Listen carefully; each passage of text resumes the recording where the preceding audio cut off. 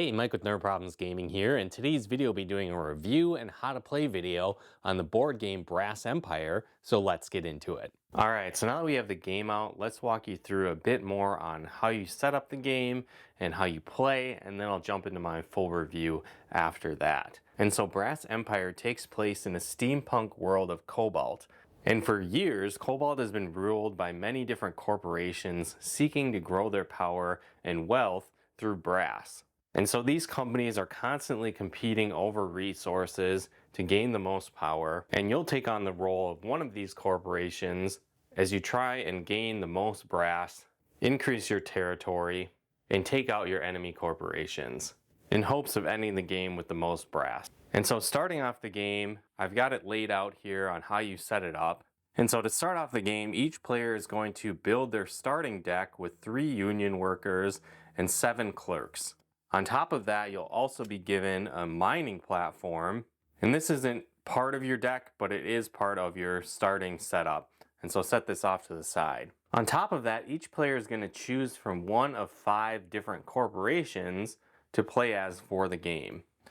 And so you'll need to build out reserve decks, and how you determine this, each reserve deck will have a specific color border, but then they'll also have this little R icon indicating that it's the reserve deck for that player. And so this is basically a set of reserve cards that only your player will be able to buy on their turn, in addition to the overall market. These cards don't initially get shuffled into your deck, they just sit off to the side and they're available to buy for your player only on your turn. So again, let's say I just pick a blue set for this player and the orange set for this player. The rest of these reserve cards can be set off to the side. Now on top of that, you're going to need to set up a couple different reserve pools, and so you'll need to create a design pool as well as a labor pool. And so how this works is you'll take all the remaining cards in the deck, and to build the design pool, it's going to consist of buildings and units. And so again, just look at the little card, it'll say either unit or building on it. Sometimes they indicate what faction they're a part of or corporation, but otherwise just fill up the rest of this deck with building and unit cards. And there's going to be 90 cards in total in this design pool. And then the other row is going to be the labor pool, and these just consist of employees. So some of them again will be part of a specific faction, others will just say employee on the card. Again, shuffle these all together so you have a labor pool of 100 cards total, a design pool of 90 cards total, and then you'll flip up 6 for each row.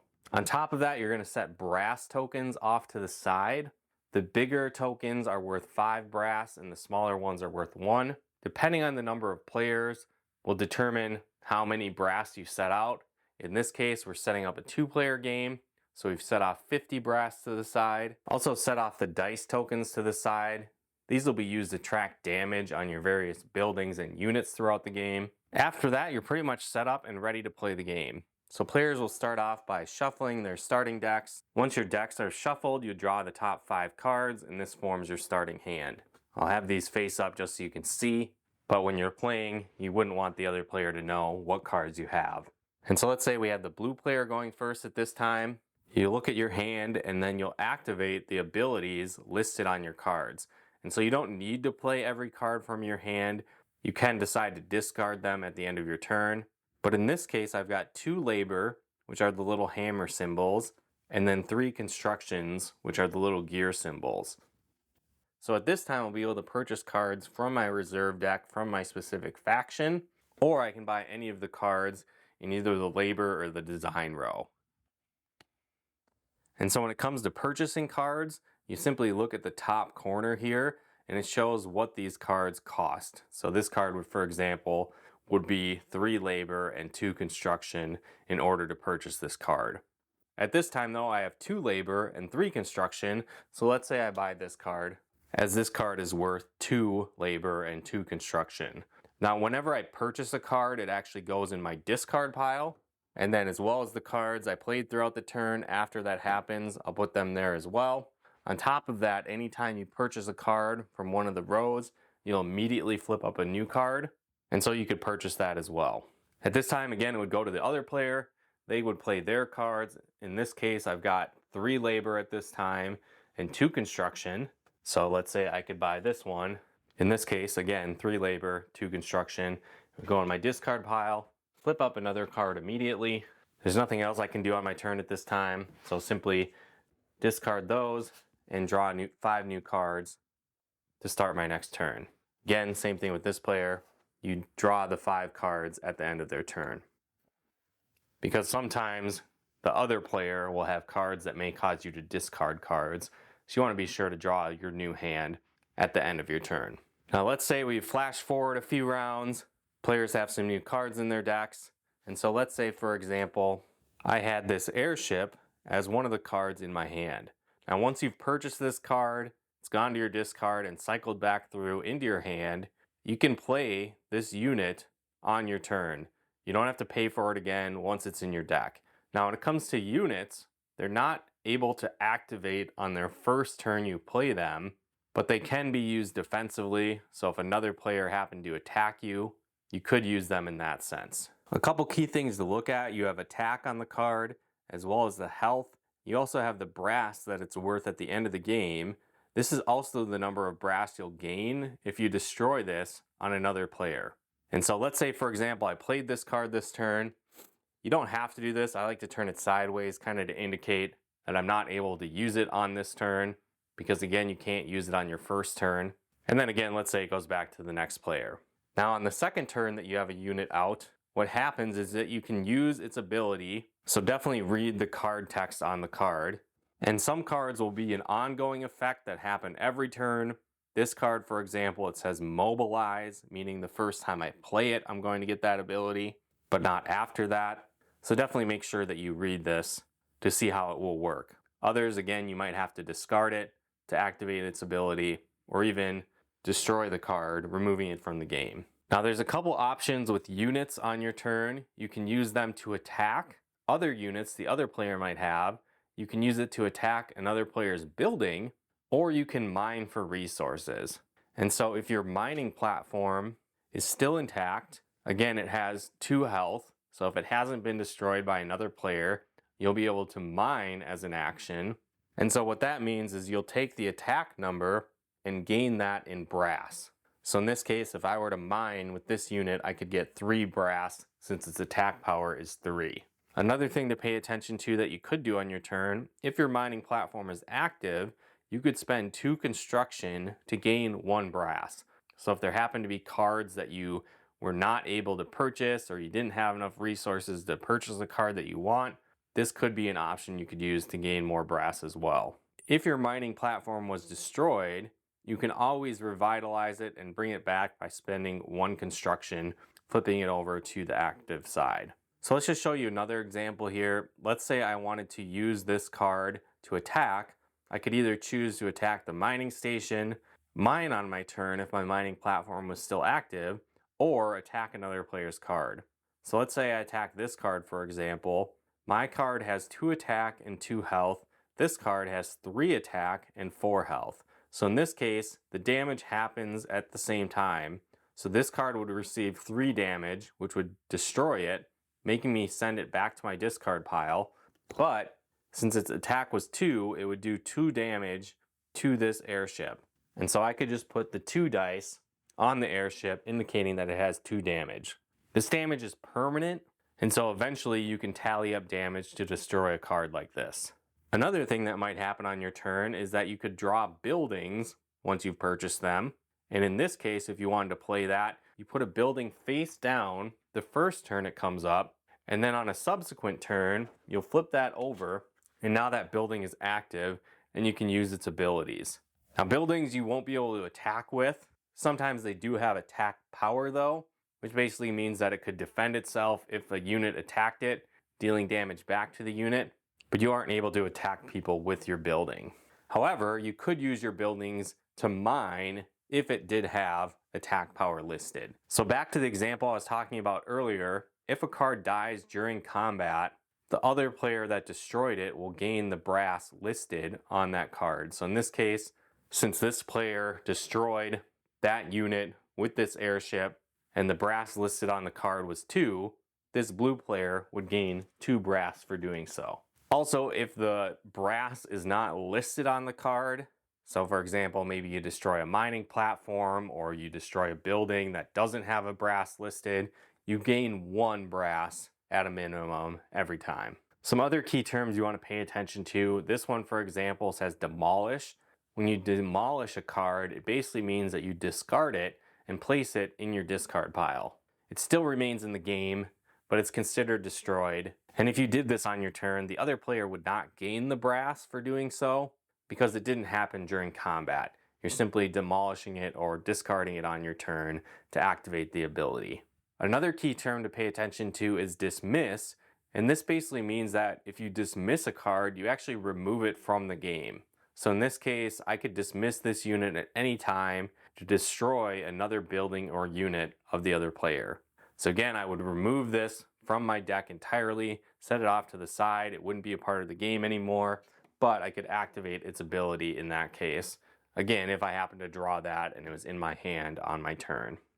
Another thing to consider is that if you ever need to redraw a card or fill up your hand at the end of your turn and your draw deck is empty, you draw whatever cards you can from it and reshuffle the rest of your cards that have been discarded to form your new draw deck. And again, you would draw up to 5 cards if it happened to be at the end of your turn. Beyond this, play really just goes back and forth between players until all of the brass is gone.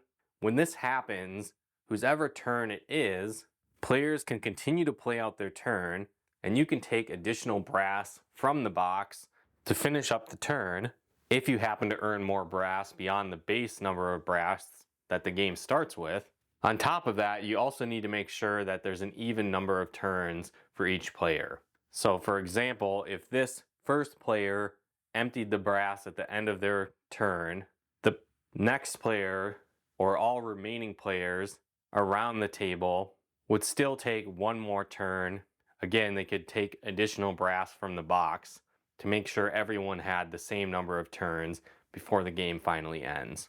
Again, after that, once all the brass has been divvied up, you simply count how many brass tokens you have. You also count the number of brass listed on the bottom of cards that you own.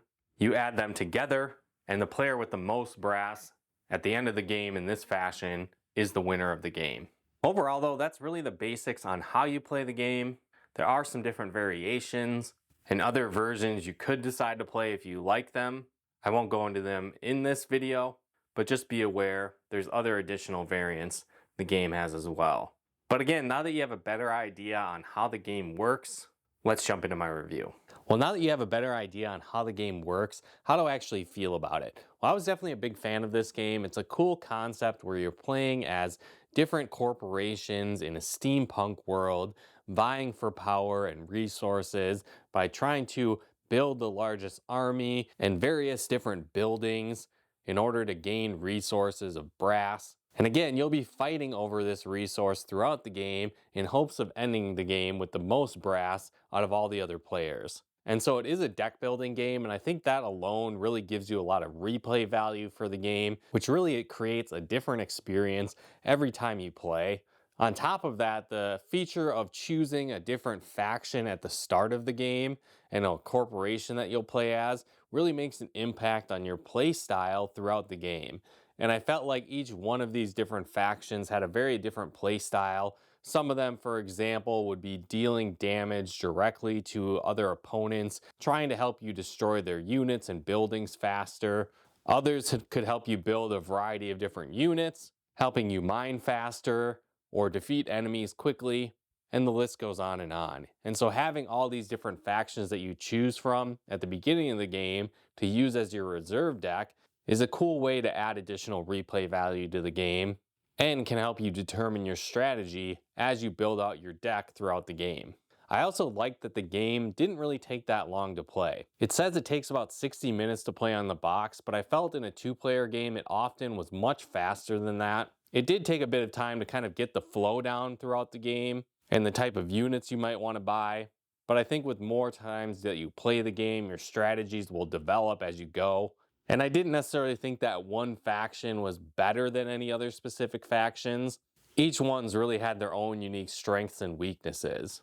One slight downside is I felt there were a lot of times when I was looking at cards and we just had to kind of make up our own rules in a sense, where it was hard to determine sometimes how specific cards might be impacted by the rules.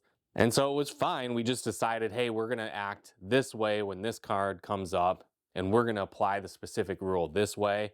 There wasn't like a frequently asked questions section to kind of dig into those finer details, which I think is fine, but you might need to deal with that as you're playing through the game the first few times.